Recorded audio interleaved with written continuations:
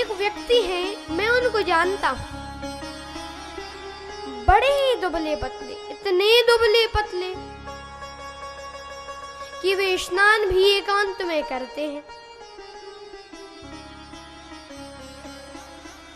और वे इनकी एक एक नस नाड़ी शरीर की दिखती है, इतने दुबले पतले। कहां पे?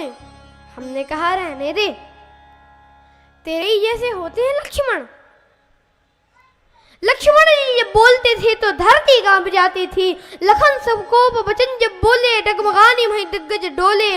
लक्ष्मण जी जब बोलते थे तो धरती कांप जाती थी, और यहाँ तो तू स्वयं ही कांप रहा है। नाई राम पद कमल सिर, भगवान के चरणों में प्रणाम किया। अच्छा, जो लक्ष्मण जी ने ऐसा कहा, सभा में बैठे राजा कांप गए।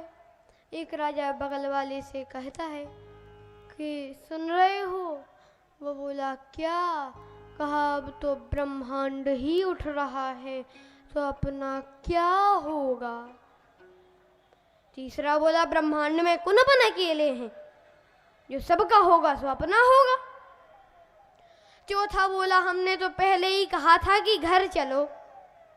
जनक जी भी कह रहे थे तजउआस निज निज ग्रह जाओ, लिखा नबदि वैदेही विवाहो। पहले ही कही थी कि घर चलो, अब यहाँ पर तो ब्रह्मांड ही उठ रहा है, आ गई मुसीबत यहाँ पे।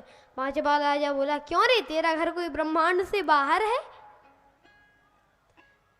पहला बोला कि यहाँ पर तो सब इकट्ठे हैं, और वैसे भी एक बात है कि लक्ष्मण जी उठेंगे, उठाएंगे तो उठ जाएंगे, और रखेंगे तो फिर बैठ जाएंगे। लक्ष्मण जी बोले रखूंगा नहीं, मैं कच्चे घड़े के समान ब्रह्मांड को फोड़ दूंगा, रखूंगा नहीं। अब सब लोग कहने लगे बस बस राजकुमार, अगर ब्रह्मांड को ही फोड़ दोगे तो हम लोगों की क्या दशा होगी?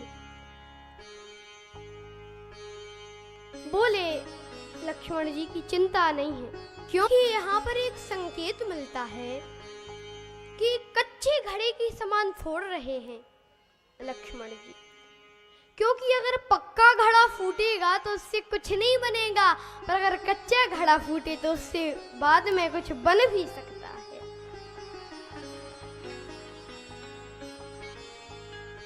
तो कुछ लोग व्यक्ति बोले कि यहाँ पर धनुष की बात है, आप धनुष की बात करिए, ब्रह्मांड की बात नहीं। कहा कि अरे धनुष की बात, कुछ लोग जरा ज्यादा ही होशियार होते हैं। एक आदमी ट्रेन पे बैठा था तो गठरी अपने सिर पे रखे। दूसरा व्यक्ति बोला कि ट्रेन में बैठे हो और ये गठरी अपने सिर पे क्यों रखे हो? वो बोला पूरा वजन रेलगाड़ी पे नहीं, कुछ तो अपने ऊपर भी होना चाहिए। अब उससे ये पूछो कि अगर वो अपने सिर पर रख भी ले गठरी, तो क्या वजन रेलगाड़ी पर नहीं है? जब लक्ष्मण जी ब्रह्मांड ही उठा रहे हैं तो क्या धनुष कहीं बाहर रखा हुआ है?